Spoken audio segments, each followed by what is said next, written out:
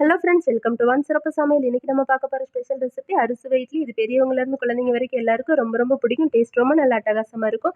அதுக்கு ஒரு மிக்சர் ஜார்ல 2 துண்டு இஞ்சி, 2 பல் பூண்டு, 3 பச்சை மிளகாய், ஒரு சின்ன நெல்லிக்காய் சைஸ் புளிய ஊற வச்சு சேர்த்துக்கோங்க. அப்போ ஈஸியா அரைப்பட்டு வரும்.